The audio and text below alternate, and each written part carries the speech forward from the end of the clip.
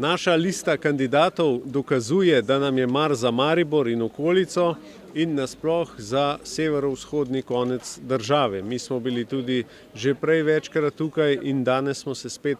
ustavili. Naše kandidatke in kandidati so ljudje z realnimi življenji, ki niso rojeni z zlato žlico in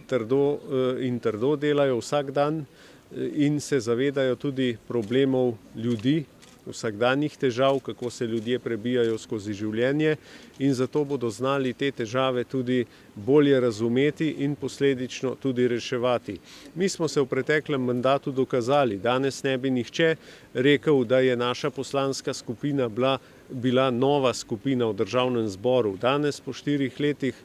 ima naša poslanska skupina kaj za pokazati, lahko mirno rečem, da je najboljša poslanska skupina, da so se dokazali s svojim delom in da so več kot primerni za nadaljevanje tega dela v Državnem zboru in vse naše kandidatke in kandidati so tudi dostavili potrdila o nekaznovanosti in potrdila, da niso v kazenskem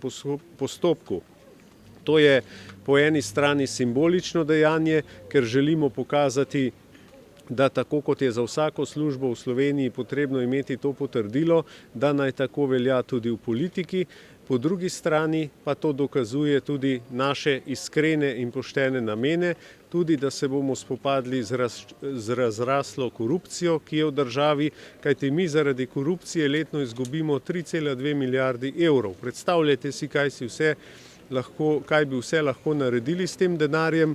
in zato nadaljujemo konsistentno, tako kot smo delali v tem mandatu, nameravamo tudi v naslednjem in kdor bo volil nas, zagotovo ne bo volil tistega, ki bi izdal volivce, ampak bo dal glas ljudem, ki svoje obljube držijo